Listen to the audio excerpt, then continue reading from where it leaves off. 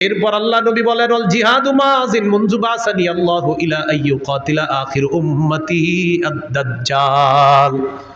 নবী বলেন আমি যেদিন থেকে আল্লাহ আমাকে নবুয়ত দান করছেন সেদিন থেকে জিহাদ জারি আছে, জিহাদ ফরজ আছে, কিয়ামত পর্যন্ত চলতে থাকবে। আমার উম্মতের শেষ দলটা দাজ্জালের সাথে লড়াই করা পর্যন্ত আমার এই জিহাদের যে বিধান আল্লাহ দিয়েছেন কিয়ামত পর্যন্ত এটা চলতেই থাকবে। তাহলে কিয়ামত পর্যন্ত জিহাদ চলতে থাকবে। এবার আমার সাথে বলেন কোন জালেমের জুলুম, কোন বিচারকের বিচার জিহাদকে বাতিল করতে পারবে না। নবীজি বলেন লা ইউতিলুহু জাওরু জাইরিন ওয়ালা আদলু আদিলিন, কোন জালেমের জুলুম আর কোন বিচারকের বিচার জিহাদকে বাতিল করতে পারবে না। কোন দেশের সুপ্রিম কোর্ট হাইকোর্ট যদি ফতোয়া দেয়, হাইকোর্ট যদি এই বিচার দেয়, এই রায় দেয়, হাইকোর্টের পক্ষ থেকে যদি এই বিচার আসে আর এই রায় আসে, ব্যাপারে আসে কি আসে যে দেশে জিহাদ করা যাবে না, জিহাদের বিধান বাতিল। নবীজি বলেন তোমরা বলে দিবা তুই বাতিল, কারণ বিচারকের বিচার তো জিহাদ বাতিল করতে পারে না। তো কেউ যদি বলে জিহাদ বাতিল, আপনি বলবেন প্রিয় ভাইয়া আপনি বাতিল, প্রিয় বিচারক আপনি বাতিল, বলবে এটা কোনো কথা? বলবে আমাদের নবী বলছে আপনি বাতিল, কারণ আপনার বিচার জিহাদ এটা বাতিল করতে পারবে না। নবীর আল্লাহ যেদিন থেকে নবী বানাইছে কিয়ামত পর্যন্ত জিহাদের বিধান চালু থাকবে। আপনার মতো বিচারকের বিচার আর কোন জালেমের জুলুম কিয়ামত পর্যন্ত পবিত্র জিহাদকে বাতিল করে নাই, করতে পারবে না। আপনি করলেও হবে না, আপনি বাতিল হবেন। এই হলো জিহাদের বিধান। আল্লাহ আমাদেরকে বুঝার তৌফিক দান করেন। তবে ওই বিষয়টা গুরুত্বপূর্ণ। আমরা জিহাদ করব কখন? এদেশের বিজ্ঞ মুফতিরা ফতোয়া দিবে যখন। বিজ্ঞ মুফতি সাহেবরা ফতোয়া দিতে হবে। আপনি সকালে গিয়ে আবার কিছু উড়াই দিয়েন না, কিন্তু বিজ্ঞ মুফতি সাহেবদের ফতোয়া লাগবে, তখন জিহাদ ফরজ হবে। আল্লাহ কথাগুলা বুঝার তৌফিক দান করেন। সহিহ বুখারীর বর্ণনা 3123 নম্বর হাদিস। عن أبي هريرة رضي الله تعالى عنه قال رسول الله صلى الله عليه وسلم تكفل الله لمن جاهد في سبيل الله لا يخرجه إلا الجهاد في سبيله وتصديق كلماته بأن يدخله الجنة أو يرجعه في مسكنه الذي خرج منه ما نال من أجر أو غنيمة। কোন ব্যক্তি জিহাদে বের হয়েছে, শুধু জিহাদের নিয়তে বের হয়েছে এবং আল্লাহর কথাগুলা বিশ্বাস করছে, হ্যাঁ জিহাদ করলে এই লাভ, এগুলা জেনে সে বের হয়েছে। এই ব্যক্তি জিহাদের ময়দানে যাওয়ার পর আল্লাহ দায়িত্ব নিয়ে নেয়, হয়তো শহীদ বানায়া তাকে জান্নাতে পৌঁছায়া দিবে, না হয় প্রচুর গনিমতের মাল সহ তার ঘরে আল্লাহ তাকে ফিরিয়ে দিবে। সহিহ মুসলিমের বর্ণনা 1878 নম্বর হাদিস। قال رسول الله صلى الله عليه وسلم مثل المجاهد في سبيل الله كمثل الصائم القائم القانت بآيات الله لا يفتر من صيام ولا صلاة حتى يرجع المجاهد في سبيل الله। নবীজি বলেন কোন ব্যক্তি নফল রোজা রাখে, নফল নামাজ পড়ে আর নামাজের মধ্যে ধারাবাহিক কোরআন তেলাওয়াত করে। কোন ব্যক্তি নামাজের মধ্যে আছে, নফল নামাজের মধ্যে কোরআন তেলাওয়াত করতেছে, আর লোকটা রোজা অবস্থায়, এক হলো সে রোজাদার, আরেক হলো সে নামাজের মধ্যে আছে, আরেক হলো সে আল্লাহর কোরআন তেলাওয়াত করতেছে। সবগুলাই গুরুত্বপূর্ণ। নবীজি বলেন এই ব্যক্তি কোন রকম ক্লান্তিহীন ভাবে এই ইবাদত করলে যে সওয়াব, নফল নামাজ ধারাবাহিক পরে রোজাও রাখে আর তেলাওয়াত করতেছে, কোনো ক্লান্ত নয়, এই লোকটা ক্লান্ত হয় না। এই ক্লান্তিহীন নামাজ রোজা, ক্লান্তিহীন তেলাওয়াত করে সেই ব্যক্তি যে সওয়াব পাবে, আল্লাহর রাস্তায় যেই মুজাহিদ, এই মুজাহিদ জিহাদে যাওয়ার পর ফিরে আসার আগ পর্যন্ত এই পরিমাণ সওয়াব আল্লাহ তার আমল নামায় দিয়ে দেয়। চলতে থাকে আমল নামায় এটা, মুজাহিদ যদি আল্লাহর রাস্তায় যায়। আবু দাউদের বর্ণনা 1449 নম্বর হাদিস। এই হাদিসের বর্ণনাকারী সাহাবীর নাম আব্দুল্লাহ ইবনে হুবশিগিল খাসসামি রাদিয়াল্লাহু তাআলা। তিনি বলেন আন্না রাসূলুল্লাহ সাল্লাল্লাহু আলাইহি ওয়াসাল্লাম সুইলা আইয়ুল আমালি আফজালু ইয়া রাসূলুল্লাহ। নবীজিকে জিজ্ঞাসা করা হলো হুজুর কোন আমল সবচেয়ে শ্রেষ্ঠ? নবীজি বললেন তুলুল কিয়াম, লম্বা সময় নামাজে দাঁড়ায় থাকা, এটা শ্রেষ্ঠ আমল। শীতকালে লম্বা সময় একটু নামাজ পড়েন, তাহাজ্জুদ পড়েন, লম্বা সময় একটু দাঁড়ায় থাকেন শীতকালে, বলেন ইনশাআল্লাহ। 4 রাকাত সুন্নত একদম 3.5 মিনিটের বেশি লাগাবেনি না। কি বলেন? কয় রাকাত? 4 রাকাত। প্রথম 2 রাকাত মনে করেন ঠিক মতো পড়ছে, পরে ইমাম সাহেব জামাতে দাঁড়াইবো, পরের 2 রাকাত পুরাই বুলেট শুরু হয়ে গেছে। কি ঘটনা কি? মুয়াজ্জিন সাহেব ইকামত দিছে, হের কথা হলো আমি এই 2 রাকাত যেমনি হোক শেষ করে ধরবই হুজুর। করে এই দেখবেন পাশে যারা আছেন তখন দেখবেন প্রথম 2 রাকাত ঠিক ছিল, পরে ওই তৃতীয় রাকাতে মানে আমি বুঝাই, সুবহানা রব্বিয়াল আজিম, এই বাক্যে সিন কয়বার? একবার। সুবহানা রব্বিয়াল আজিম সিন কয়বার হুজুর? একবার। সুবহানা রব্বিয়াল আজিম সিন কয়বার? একবার। এবার দেখেন, এর মানে উনি 3 বার সুবহানা রব্বিয়াল আজিম বলেন, যেহেতু সু সু সু আর সিন তো একবার বাক্যে, এর মানে সু সু সু মানে 3 বার সুবহানা রব্বিয়াল আজিম কমপ্লিট। এটা পাশে থেকেও শুনবেন সময় দেখবেন মানে কি আপনি সুপ কি এই বাক্যে যদি সিন তার যে 3-4 বার আছে তাহলে বুঝতাম আপনি একটাই বলছেন বাক্য, কিন্তু বাক্যে তো সিন একবার, এর মানে আপনি সু সু 3 বার বলা মানে আপনি সুবহানা রব্বিয়াল আজিম 3 বার পড়ে ফেলছেন। এরকম পাশে দেখবেন আল্লাহু আকবার, আল্লাহর সাথে তামাশা করেন, ফাজলামি করেন। তুলুল কিয়াম, লম্বা সময় নামাজে দাঁড়ানো বড় ইবাদত। ভাই নামাজ ধীরস্থির ভাবে পড়েন, জীবনে এই কাজটা খুব সুন্দরভাবে করবেন, বলেন ইনশাআল্লাহ। উযু করবেন সুন্দরভাবে, মসজিদে নামাজ পড়বেন সুন্দরভাবে, নামাজের সাথে কোনো আপোষ করবেন না। এমনকি আলোচক যারা আলোচনা করে তাদের আলোচনা যদি মনে করেন আলোচনায় উঠাবে, তারা আলোচনার মাঝেও নামাজকে তাড়াহুড়া না করা, সফরে অন্তত আলাসরিন না আতইন এটাও সুন্দর মতো পড়তে হবে, সুবহানা রব্বিয়াল আজিম আলা এটা সুন্দর মতো পড়তে হবে, কমপক্ষে 3 বার সুন্দর মতো পড়তে হবে। 1 মিনিটে 2 রাকাত যেন শেষ না হয়, বিষয়টা দিয়ে খেয়াল রাখা। তো রাসূলুল্লাহ সাল্লাল্লাহু আলাইহি সাল্লাম বললেন তুলুল কিয়াম, সবচাইতে শ্রেষ্ঠ আমল আল্লাহর কাছে লম্বা সময় নামাজের মধ্যে দাঁড়িয়ে থাকা। কিলা আইয়ুস সাদাকাতি আফজালু ইয়া রাসূলুল্লাহ, হুজুর কোন সদকাটা সবচাইতে শ্রেষ্ঠ? নবীজি বললেন জাহদুল মুকিল্লি, কোন ব্যক্তি পরিশ্রম করে কষ্ট করে উপার্জন করে যেই সম্পদ, এই কষ্টার্জিত উপার্জন থেকে যদি সে আল্লাহর রাস্তায় দান করে সদকা করে মাদ্রাসায় দেয়, আর এই সদকা আল্লাহর কাছে সর্বশ্রেষ্ঠ সদকা হয়ে যায়।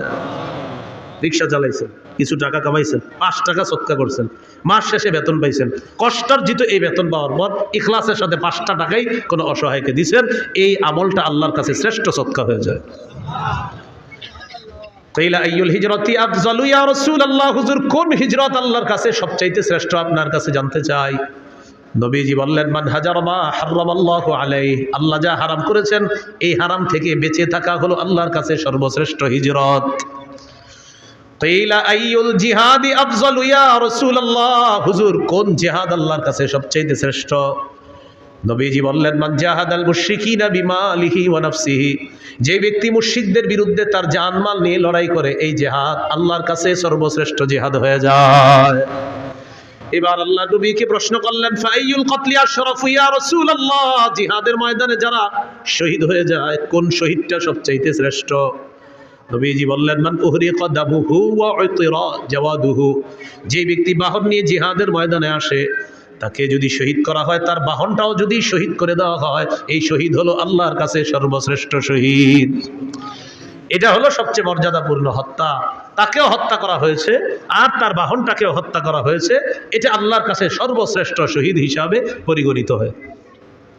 এই হলো আপনার জিহাদের ময়দানে জিহাদের ফজিলত। তিরমিজির বর্ণনা 1655 নম্বর হাদিস, 1655 নম্বর হাদিস। عن أبي هريرة رضي الله تعالى عنه قال قال رسول الله صلى الله عليه وسلم, নবীজি বলেন সালাসুন হাক্কুন আলাল্লাহি আউনুহুম, 3 ব্যক্তিকে সাহায্য করা আল্লাহ নিজের উপর ওয়াজিব করে নেয়। বলেন তো কয়জনকে সাহায্য করা আল্লাহ নিজের উপর ওয়াজিব করে নেয়? 1 নাম্বার আল মুজাহিদু ফি সাবিলিল্লাহ, যে ব্যক্তি আল্লাহর রাস্তায় জিহাদের মধ্যে আছে তাকে সাহায্য করা আল্লাহ নিজের উপর ওয়াজিব করে নেয়। 2 নম্বর আল মুকাতাবুল্লাযী ইউরিদুল আদা, চুক্তিকৃত গোলাম, মালিকের সাথে চুক্তি হয়েছে এই পরিমাণ টাকা দিলে মালিক তাকে আজাদ করে দিবে, আল্লাহ তাআলা এই গোলামকে সাহায্য করা নিজের উপর ওয়াজিব করে নেয়। 3 নম্বর আন নাকিহুল্লাযী ইউরিদুল আফাফা, কোন ব্যক্তি যদি বিয়ের মাধ্যমে পবিত্র হতে চায় আল্লাহ তাআলা তাকে সাহায্য করা নিজের উপর ওয়াজিব করে নেয়। বিয়ের মাধ্যমে কি হতে চায়? পবিত্র। আপনার নিয়ত হলো আপনি বিয়ে করবেন, এই ওয়াজের পরে অনেকে গিয়ে বলবে হুজুর আমি তো নিয়ত করছি বিয়ের মাধ্যমে পবিত্র হবো, কই টাকা পয়সা তো আসতেছে না। আপনার নিয়ত পুরোটা আমারে বলেন নাই, আপনার নিয়ত অনেকগুলো আছে। 1 নাম্বার নিয়ত, যে মায়াটারে দেখবেন আপনি বিয়ের জন্য এই মেয়েটারে আপনার বাপেরও দেখাবেন বিয়ের আগে, এটা আপনার নিয়তে আছে। বলেন বালেগা হুবো বধূকে বলেন, আবার বালেগা হুবো স্ত্রীকে শ্বশুরের জন্য দেখা সম্পূর্ণ হারাম। তো আপনার নিয়ত এটা আছে যে আমার আব্বা দেখবে, যাই হোক আব্বা দেখছে, যাই হোক সবাই দেখার পরে সর্বশেষটা কি, আমেরিকা দুলাভাই থাকে, দুলাভাই যতক্ষণ পর্যন্ত হা না বলবে বিয়ের ব্যাপারে, হা হবে না। তো সর্বশেষ কন্যা পক্ষরে জানানো হবে আমার দুলাভাই আমেরিকা আছে, উনি হ্যাঁ বললে হ্যাঁ, কারণ বিয়েটা তো দুলাভাই করবে, এই জন্য দুলাভাই ছবিটা দেখবে, দেখার পর দুলাভাই যদি বলে হ্যাঁ, নির্লজ্জ আর বেহায়ার মতো নিজের বউয়ের ছবিটা বন্ধুদেরকে আর দুলাভাইয়ের কাছে পাঠায়, এত বেহায়া আর বেশরম। তো দুলাভাই ছবি দেখে, দেখার পর দুলাভাই বলবে নাক কেমন, কান কেমন, চোখ কেমন, তারপর তিনি বলবে হ্যাঁ অথবা না, কারণ বিয়েটা তার দুলাভাইয়ের সাথেও হবে, তার সাথেও হবে। নির্লজ্জ কোথাকার, বেহায়া কোথাকার, হারাম কাজ করে আবার বলে উনি বললেই হবে। এইভাবে বলার পরে অনেকের লজ্জা হবে না, দেখবেন অনেকে এখনো দেখেন পাঠাইতেছে মোবাইলে। তো 3 নাম্বার, যে বিয়ের মাধ্যমে নিজের পবিত্র করতে চায় এই ব্যক্তিকে সাহায্য করা আল্লাহ নিজের উপর ওয়াজিব করে দেয়। তাহলে এর মধ্যে একজন হলো মুজাহিদ। তিরমিজির বর্ণনা 1656 নম্বর হাদিস, 1656 এই হাদিসের মধ্যে আছে عن أبي هريرة رضي الله تعالى عنه قال قال رسول الله صلى الله عليه وسلم নবীজি বলেন লা ইউকলাবু আহাদুন ফি সাবিলিল্লাহ ওয়াল্লাহু আ'লামু বিমা ইউকলাবু ফি সাবিলিহি ইল্লা জাআ ইয়াউমাল কিয়ামাতি ওয়াল লাউনু লাউনুদ দাম ওয়ার রিহু রিহুল মিস।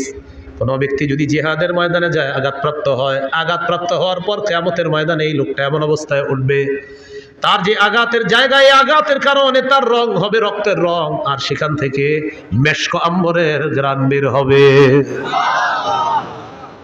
তাহলে গেল জিহাদ, জিহাদের ময়দান। এবার বলেন শহীদ, বলেন শহীদ, বলেন আল্লাহ তাআলা যদি কখনো আমাকে তৌফিক দান করে, সবাই বলেন আমি আল্লাহর পথে শহীদ হব ইনশাআল্লাহ।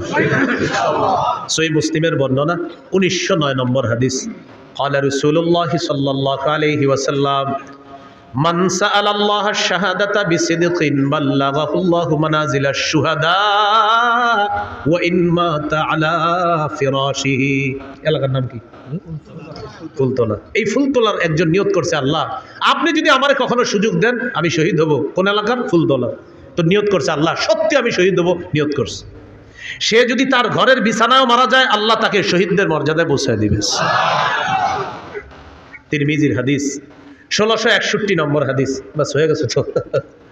1661 নম্বর হাদিস তিরমিজির এই হাদিসের মধ্যে আছে قال رسول الله صلى الله عليه وسلم ما من أحد من أهل الجنة يسره أن يرجع إلى الدنيا غير الشهيد।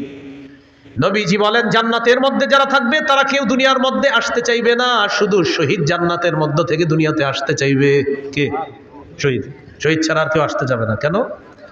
নবী বলেন ফাইন্নাহু ইয়ারজিউ ফাইন্নাহু ইউহিব্বু আন ইয়ারজি'a ইলা দুনিয়া, শহীদ দুনিয়ার মধ্যে আসতে চায় এই কারণে, ইয়াকুল হাত্তা উকতালা 10 মাররাত, শহীদ দুনিয়ার মধ্যে আসতে চায়, এসে বলবে আল্লাহ আমাকে তুমি আবার শহীদ করে দাও, আবার আমাকে জিন্দা বানাও, আবার আমাকে শাহাদাতের নসিব করো, মাবুদ তুমি আবার আমাকে জিন্দা করো, আবার শহীদ হওয়ার তৌফিক দিয়ে দাও।